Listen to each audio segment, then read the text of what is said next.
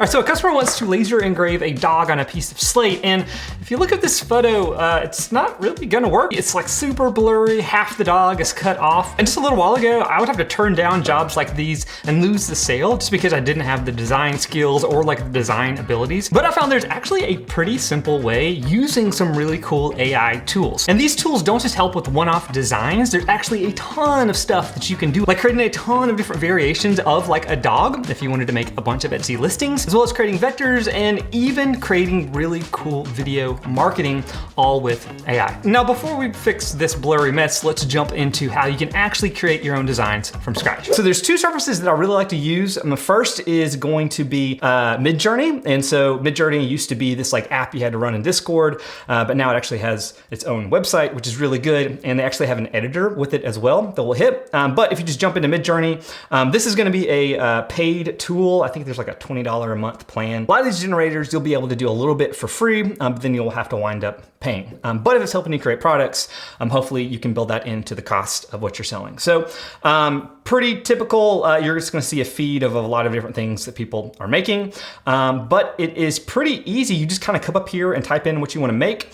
So we're gonna be talking a lot about pet photography and like designs that you would use pets, because I know that's pretty popular. And I'm just gonna use this tool where I can talk and it will transcribe. All right, and we're just gonna put in vector line art of a really cute dog, just the portrait of it on a clean white background. All right, and then you're gonna have a few settings, but honestly, we're not gonna dive into those because it gets pretty wild. What I do really like about Midjourney, if I jump over here to create, is just how fast you can make designs. So you can see it's already given me 4, and if we like scroll through, you'll see like a lot of other ones that I was doing right before. So it's really easy to just like click use text. Maybe we wanna say a really cute golden retriever. And it's gonna generate 4 more for us really, really quick. And then we'll be able to go through and create a lot of different designs. It does really great with vector art, and you probably saw from the explore page, you can do like realistic stuff as well. So we're gonna do the same thing this time. A golden retriever portrait, highly realistic, photorealistic. And we'll see how well that works. And then you can see we're actually getting some really, really nice results once it pulls in the full resolution. Now, I know a lot of times if you're doing like stuff with pets, it's probably because people are sending you a picture. And we're gonna talk about how you can take like a really kind of crappy picture and turn it into something good. But what's good is if you have like a whole line of products and maybe you wanna generate a ton of different designs, like a ton of different breeds of dogs, this is a really fast way. So let's say we like kind of this design. What we can do is we're gonna come up here and download it.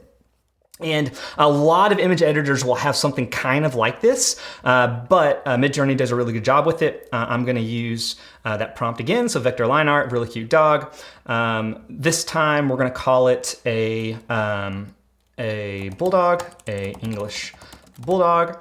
And one thing that you can do with Midjourney is you can give it a bunch of different references for a bunch of different things, including putting your own face on random stuff. And so what I want to do is actually use what we just created. So this guy right here. I want that to be the style reference, meaning I wanted to create a new image of the bulldog, but kind of in that style that we've already got. All right, so we're gonna let that run, but just to show you how quickly we can make a ton of these, I'm gonna type in a few more dogs. So we're gonna do a poodle,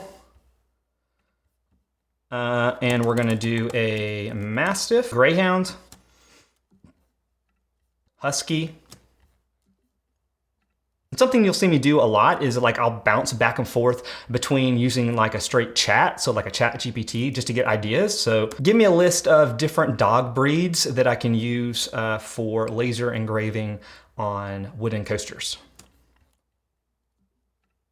It's gonna go off really quick, and we're gonna get a ton of different ones, and actually ones that I wasn't thinking of. But actually what I'm gonna do is rank them by how popular they are. And especially if this is an Etsy listing, having really popular dogs first, it's probably gonna give you a better chance to get these out. So the French Bulldog as of 2024 is the most popular. Now let's see, we've got a German Shepherd. We haven't done that one yet. So I'm gonna jump in and do a German Shepherd. And then let's go with a Hound. Can't pronounce that. And even though like I've edited this down a little bit, this still happens pretty quick. Like we're talking maybe 10 to 15 seconds per one, and we're getting 4 of those. And so we're getting lots and lots of different ones. And you can see they're all pretty much the same style. And a lot of these are actually picking up that they're looking to the left. But there's actually like a ton more you can do with Midjourney. This is really just scratching the surface. Now, before we get into the next tool, I want to tell you a different use case for AI. And like one of the big reasons I haven't been posting videos as much recently, and that is because I've been using it to create custom software and custom tools. And one of those tools is actually a price tracker. So daily I am looking at prices of machines just like this, as well as like 200 others and soon to be 3D printers. And I just launched a weekly deals newsletter that basically just sends you deals on lasers. So anytime we actually see a price drop, not just like the marketing nonsense these manufacturers seem to do, I'll send it straight to you. There's a link to join that and the deals page right down below. All right, now let's get back into the other AI tools. Next up, let's talk about image editing. So what do you do when you get sent a photograph of something that someone wants to laser engrave, but it's like not that great of a photograph? So there's a lot of things you can do with AI to help you with that. So I'm still staying inside of Midjourney to kind of make this a little easier to follow. So let's say somebody actually sent me this picture. Something that you probably have to do every single time is remove the background. And back in the day, you definitely had to go in and like manually do that, and it was pretty annoying. But this has gotten a lot easier. And so this one does a pretty good job. A lot of tools will have something called a smart select, where you can just select it, and then using AI, it's figured out the borders, kind of missed the collar, so I'm gonna click on that as well. And there we go, more or less have it. And it's kind of getting rough on the ears. That looks actually pretty good. And then I'm just gonna hit erase background, and there we go. So we could just export this, and this should save as a transparent PNG. You can see the background is back there. So that's probably a step you're gonna have to do every single time. Now, one thing I learned like just the other day is if you're on like a Mac, you can actually do this directly in the inspector. So like I've just opened this up in the inspector on my computer, and I can just come up here to remove background, which I always forget where it is. Looks like it's under tools, remove backgrounds, and hit convert, and it does it for you right there. So super, super easy to do. That's basically the same thing if you're on your phone and like you hold down on an image, then it's able to select just the image and you can make like a sticker and stuff with it. I think they're pretty much doing the same thing, but at this point, it's now converted this to a PNG. So it actually just did exactly what Midjourney just did, and then we're able to use it from there. All right, and to show that exact same process, we are inside of Photoshop, which also does it really well. They just have a straight up remove background button, and you can see that was really quick, and the background is removed. But one thing that Photoshop I find is normally kind of the best at is actually like manipulating the images as well. So with something they call generative fill. And so let's say we don't want the collar on this guy. So I am just gonna draw a little outline around the collar. I could have it like auto select it, but I think it might get confused because of the hair. And then I'm just gonna click generative fill, and then you can like type in what you want. But in this case, I'm gonna leave it blank. And what's gonna do is just use like the information around what you're trying to fill to help fill it in. So hopefully we'll see a dog without a collar on. I might actually have to type that in as a result. But there you go, yeah, that actually worked pretty good. We could go in and adjust this. Actually, it added the collar for the other versions, but for this one, that worked really, really well. Now, another good use case that I find Photoshop really, really good for, and basically all that means is like adding the image around the frame. So maybe somebody took a picture, but really it's like cropped in too tight for whatever the arrangement's gonna be on what you're going to engrave or cut out. And so to show you what I'm gonna do is just on this canvas, I'm just gonna scale this down, and then I'm coming over here to the rectangular select tool, and then I am just going to draw rectangles around this guy. And I'm trying to catch some of the image when I select it, just so it has something to reference off of. And sometimes you can't do all of this at once, but we're gonna try to do it and to see what happens. Again, I'm not gonna type anything in, I'm just gonna let it run and see what it does. And while that is going, I wanna show you the exact same process, but this time using Midjourney again. So they do a really good job as well. So I'm gonna pull in this image, and then I want to resize this. And so actually you can just kind of click and drag the canvas. Let's say we wanna go further this way, maybe a little bit further up. And then we're just gonna say a cute dog laying on a pillow on a couch, and let it run. It's gonna give us 4 different versions. And then while that is going, we're gonna switch back over to Photoshop, and you can see it has added in some new things. And with a lot of this stuff, it's gonna be a lot of like trial and error, so some of the things may look better than the other. But specifically, you can see it's actually adding more to the puppy, which is really good. So maybe you just have that head image and you need like the full body. This is like a really good potential way that you could do it. And again, as a quick example, I've just cut out that dog's head from what we were doing before, and I put it on a little bit of a larger canvas. But using the exact same process, I'm just gonna select some of his body, come down, hit generate fill, or generative fill, and then let it run and create the rest of his body. And then while that's running, we'll jump back to Midjourney, and you can see it gave us some different variations. And I find Midjourney is gonna give you a lot better like photorealistic stuff than Photoshop. And you can see we get a bunch of different versions, and what's great is we could just rerun this, and again, it's gonna give us 4 different versions, or we could adjust this as needed. And then coming back to Photoshop, you can see it's giving us some versions. Some aren't that great, and they were like really funky, but some of them could potentially work, and you can definitely dial this in even further if you need to. All right, so for the next category, let's talk about like what you do once you have an image and how do you get it ready to use with your laser. If it's an actual image and not a vector, then a lot of times the resolution may not be high enough for what you want to do. This is especially true if you're working with folks that give you kind of a crummy picture. And so AI is also really good at this. All right, so one tool I really like to use for this is Topaz Labs. They have like software you can download straight to your computer. So I've seen like $100 like one-time fee to do this process, or you can get their like bigger photo editing software. This is a one-time fee as well. But I just found out it looks like you can do a subscription version, which is what, 15 bucks a month, which is pretty expensive, but you do get 10 on a free plan. So we are going to upload our image of our dog, and we are going to upscale it. Let's go like a 4x, and we're gonna call all the other stuff good, and we are going to let it render. If you do have the Adobe suite, there's something kind of similar to this, especially in Lightroom, where you can kind of like up resolution your image that works really, really well. And one thing you kind of have to watch out for when you're doing this is it's creating an entirely new image, and sometimes it's not gonna get the details exactly right from your previous image. So we did get our image, and I'm gonna zoom way in on his eyes so you guys can see the difference. So this is what it was before, and after Topaz, you can see we are getting way more detail. And it's actually kind of crazy. It looks like it's putting in a person that's taking the photo in his eyes that might have been there before.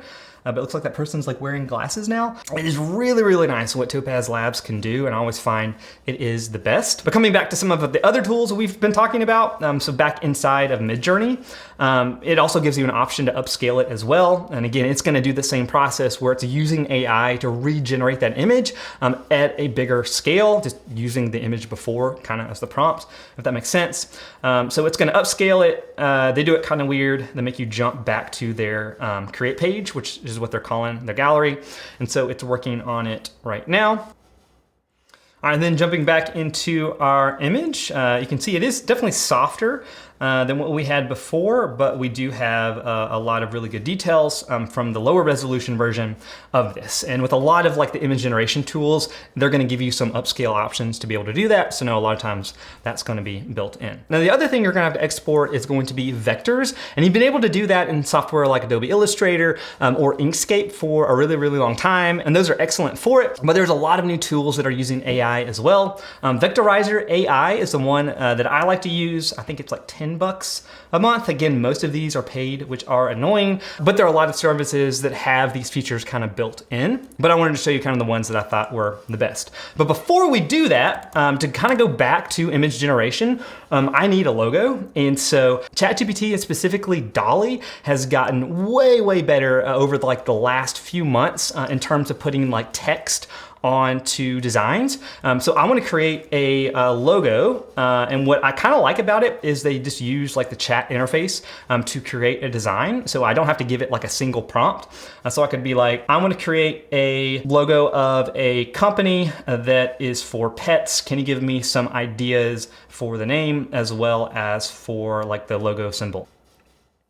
Cool, and it's gonna give me just a ton of ideas. I think the snout and about is kind of funny. So let's go with that. Let's go with the snout and about. Let's just use an image of a dog, make it really, really simple. This is vector artwork, so we only need this either black or white. And then it's gonna go ahead and start generating an image. All right, and there we've got our image, snout and about. Now, one thing I do really like about ChatGPT is it's got a reference to what it's already done. So like with Midjourney, if we wanted to change this, it's basically like recreating the same image, but I could just have like a conversation with this about things that I might wanna change. So let's make this a little bit more fun and maybe add a collar to him. Also, are there more creative ways you can incorporate the snout and about to the logo design? Don't generate the image yet, just tell me. All right, so it's giving me a ton of different ideas. All right, let's go with the collar and the tag idea from number 1. Cool, yeah, so we'll go with this. I think this works pretty good. I'm gonna go ahead and download this. And now we're gonna go back to Vectorize AI. To actually turn this into a vector, because that's still just gonna be like a PNG or a JPEG. But if we wanna be able to cut it out or give it a really clean outline, you're gonna need that as a vector. All right, so we're gonna go to the downloads. We got this image right here. And it's gonna pull it into Vectorize AI. It's gonna do some magic. And one thing they do is they're gonna tell you the number of colors, and you can kind of like merge colors together, but it doesn't really make sense with this because we only have 2. So yeah, this looks good. I'm gonna be able to download it as an SVG and then take it from there. But to show you one kind of cool thing that you can do, especially for you working with like full color images. So I'm gonna go back to this dog that we were messing with earlier. Let's say you wanna like laser cut out veneers of different colors to make a really cool, maybe like cutting board of this dog. But you actually need to separate the shapes as vectors so you know what to cut out with each of the different color veneers.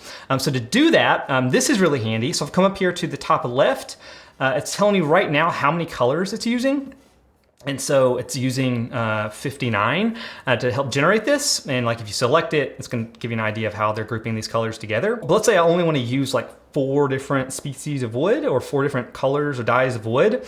If you click it, then you get an idea of how it's gonna group these different elements together. And then you can like go in and adjust this as needed. Maybe you need like the white of the eyes to come out, so you can separate that as well. But that's a really cool tool because when you export this out, all of those colors that are grouped together will be a single vector that then you can cut out inside of Lightburn or whatever software you wanna use. All right, so now at this point you can go in and use your lasers to make something really, really cool. But I wanna show you what I think is like the most unique use case and potentially the most powerful for all of this, because it actually has to do with how you sell your items and you grow your business. This is all about the imagery for your market. So to keep going with the scenario of someone has sent us this picture of their dog and they're asking, hey, can you engrave that on a piece of slate? But I would really love to know what that looks like. And let's say maybe you've never done that before, but you do want to kind of give them an idea of what it could potentially look like. AI can definitely help you do this. And so this is something that ChatGPT is excellent at, that I really like doing. So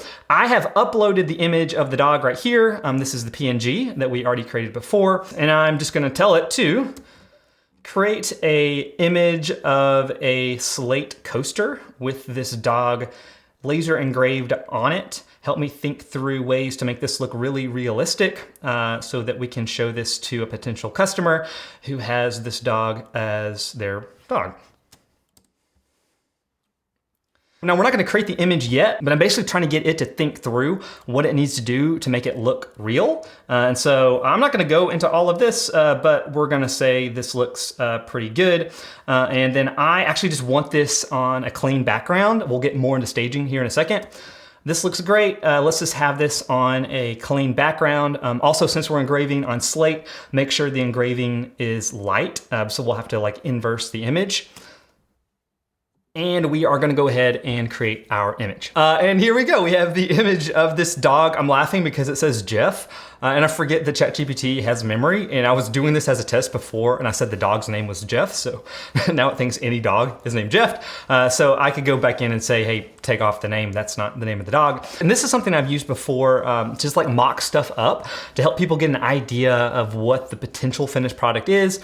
You definitely need to caveat all of this, like this isn't the real thing. It's gonna look a little bit different, but is this kind of the direction that you wanna go with? So this is a really, really cool use case for it. And again, going back to kind of what we talked about earlier, it'd be pretty easy just to change the breed of the dog. So you could have a bunch of different versions of this. And again, you can do this all directly inside of ChatGPT. Now, the other use case for this that I think is really powerful is staging products you've actually made. All right, so like maybe you made some really cool veneer inlaid of a Star Wars Aztec sign, like me, and you want to stage this in fun ways to display this on Etsy or whatever your product listing is going to be.